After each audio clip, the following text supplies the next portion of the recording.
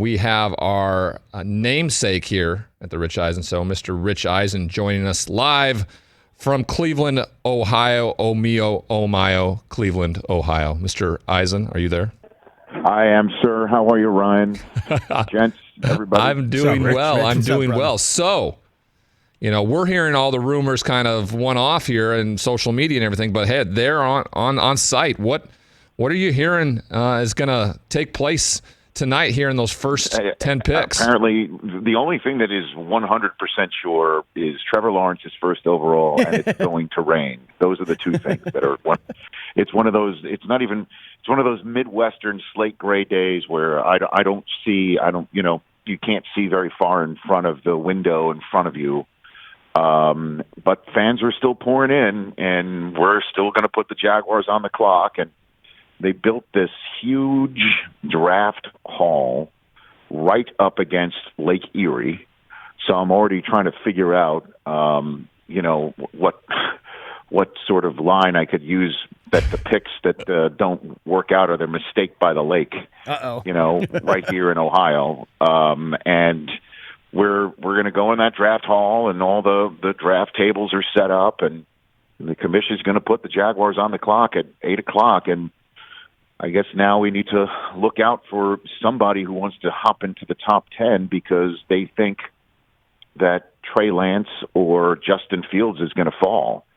And the question is, how far do you go to guarantee you get one of them? I guess Atlanta would be the furthest you can go to guarantee you get one of them. And then maybe Miami at 6, would the Bengals at 5 be willing to trade out and go so far down as to maybe where the Saints go? How expensive would that really be? I mean, we're talking top 5. Miami, I think, is interested in trading out. I think Miami is interested in trading out if Chase and Pitts are not there at 6, which could happen if the Falcons go ahead and take Pitts and the Bengals decide to give the weapon to Burrow that he had in college as opposed to protecting him with Penei Sewell.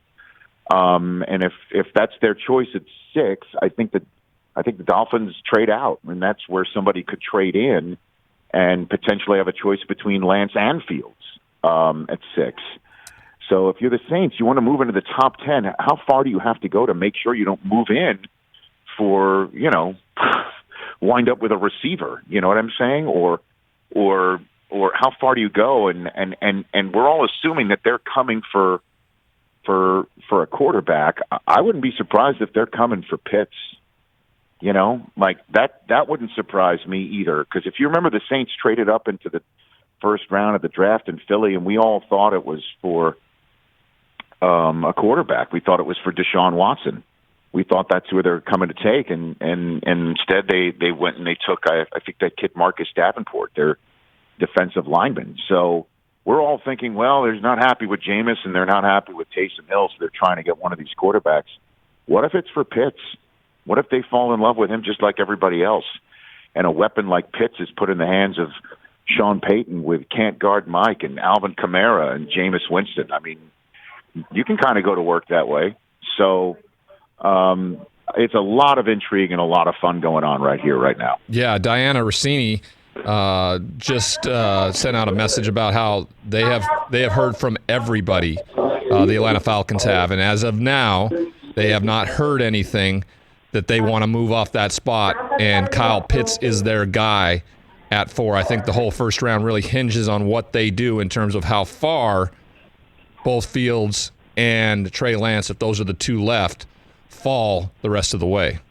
Well, I think, our fearless leader, who's in your ear and in my ear every day, Don Bowie of our show, is a diehard Saints fan, would be the first to attest that a very warm place would have to freeze over for the Falcons to trade with the Saints. Right. and it would also have to be like, an entire Ditka-like draft, I think. But you never know. There are strange bedfellows, as we know. When we spoke to John Harbaugh on Tuesday, we asked him, hey, any thoughts about, not taking the best offer available for Orlando Brown because it came from the Chiefs, a team that you will have to go through, presumably, to win the conference and get to the Super Bowl? And they said no, they're just taking the best offer available. So That could be possible. I don't know. The Falcons, if you're Atlanta and you have so many holes to fill, why would you trade out of the top 10? You'd have to, for a ton of picks in the future, maybe. But trading out and not getting the quarterback to start the clock on Matt Ryan or not getting him the weapon that can make him a Super Bowl champion in the time he has remaining, just to put more picks in the bank in 2022 and 2023, I don't know how that makes a lot of sense. So, what I've said on the show, the guys around you know what you said on the show. It's been for sure Pitts in my mind for Atlanta, and just rip the knob off and just take them and not think about it anymore. But again, tonight's just going to be dynamite. And the first domino is San Francisco, obviously. They made the big move. We're talking to Rich Eisen, who is in Cleveland as we speak live, getting ready to broadcast their NFL Network show tonight for the NFL Draft. The 49ers at 3 made the move a month ago. Huge splash. Really the only team in the top 10 that has a Super Bowl pedigree because they were there just a year ago, just over a year ago. Where do they go? Ultimately, they've had to know who they fell in love with. Mac Jones' name was thrown in the mix. It's gently kind of been moved to the side a little bit. And Trey Lance's name. Where do they go tonight at number 3? Yeah, I like how you use the word gently there. I've gotten the sense for the last week, 2 weeks, and again, I don't talk to anybody in that building other than, to invite them on the show, and they have gently said no, because there's a lot of sensitivities going on right now. We'll get them on after the draft and try and pry out as much information as possible about this process. But, we had Trey Lance on the show the other day, and you could just ask the guys that are in the room there with you how impressed all of us were with him and by him, and from just his insatiable desire to learn and get better to reach out to Daniel Jeremiah to pick his brain. He said he's picked the brains of dozens of people. I've heard since getting here that he's called like offensive line coaches in the league to say, just to talk concepts. Like he's just burning up the phone lines himself. And how can you not be impressed by that? And I understand there's tape, and I understand that he's only had 17 career starts, and I understand he didn't play last year, and I understand he's raw, and I understand all of that. But just when you look at the future, and you have to actually, be a prospect and take a look at this prospect and what he can blossom into if he's in your care. I just can't believe that the Niners and the offense that they have and the ability to make you play 11 on 11 with a quarterback who can run, why they would just not take him or Justin Fields for that matter. But everybody still seems to think the signs point to Mac Jones. I guess our buddy Florio, who kicks off our lineup on NBC Sports on Peacock every day, is tweeting out that the league has asked the Niners to keep their plans to themselves, don't leak it to somebody, and I'm kind of holding my breath for that report that, from Ian or Schefter or somebody that the Niners have chosen this person and that's who it's going to be. I really would love for the commissioner to take that card to the podium tonight, and the whole country is just, holding their breath, and we'll find out who that is, and that does truly inform the rest of the draft and who will go to Atlanta, who will go to Cincinnati, potentially may not be affected by it. But after that, it's on. And who's trading in, who's trading up, who's falling out, who does that push down to the top of the tens and mid-teens maybe for somebody to just sit and take or trade out. This is great. I mean, have as many quarterbacks at the top and so much intrigue about it. It's exactly what you want an NFL draft to be, Ryan. It almost reminds me of the possibility of what they kind of pulled a few years ago with the Chicago Bears, how John Lynch was able to move out of the second spot and the Bears step in and take a guy named Mitchell Trubisky. And it almost feels like there's a karmic shift here that what if San Francisco does this huge move and they've looked like they've done so well in drafting players and moving around. to only go to 3 and draft Mac Jones, a guy that everybody's like really underwhelmed with, similarly to what the Bears fans felt when Mitchell Trubisky was drafted 2nd overall. I don't know if it's a karmic resurgence here in terms of that, but yeah, I'm with you on this. I want to not know what's going to happen until the commissioner stands up at pick number 3 and reads off who it's going to be. I think the drama after last year, actually being live, you back onto the scene and watching it all play out in real time, I think would be unbelievable for drama tonight in the NFL draft. Well, I'll tell you what, Ryan. I mean, you kind of just hit on something right there about, Mac Jones and if he's selected, and the Niner fans kind of scratching their heads. And the reason why they'll be left scratching their heads is because nobody in the NFL talent evaluation community, nobody in the news and information, women and men community in the NFL, nobody in the, SEC media was talking about Mac Jones being a top 5 prospect in the NFL draft, let alone the best player on his team in Alabama. And then all of a sudden, Kyle Shanahan moves up to 3, and if he does take them, he has now basically kinged him on the back row of the NFL checkerboard to say, I thought he was a top 5 prospect in the NFL, and he is, and he's coming here. And thus, Niner fans have got to trust in Kyle Shanahan. But if you also remove all of that from the equation, he is a self-made kid. He doesn't have great athletic ability or a big, huge arm. I'll just say this, screw it, I'm not saying he's a comp, but was Joe Montana that touted either? And in Joe they trust. Joe can walk on water up there.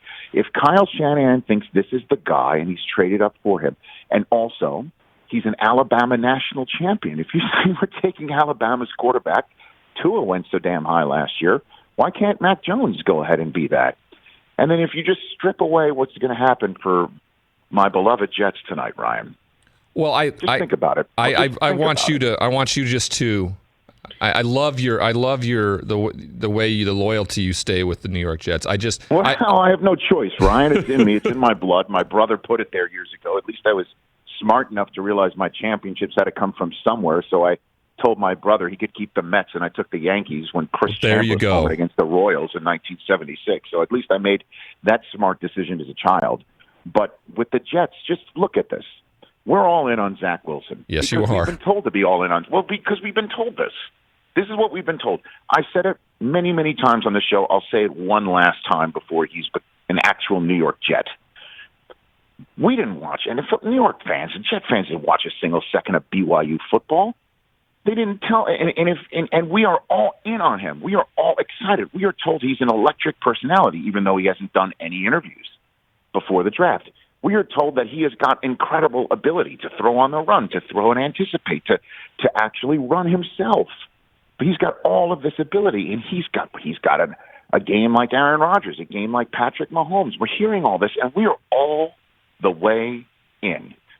But if you had told us this point last year that we would be number 2 overall, just missing out on Trevor Lawrence, and we are going to put our hopes in the kid who is broken and battered, wasn't even named a team captain for BYU football, and we were going to take the kid who went on a magical run for BYU football and ditch Sam Darnold for him, we would be freaking out over it.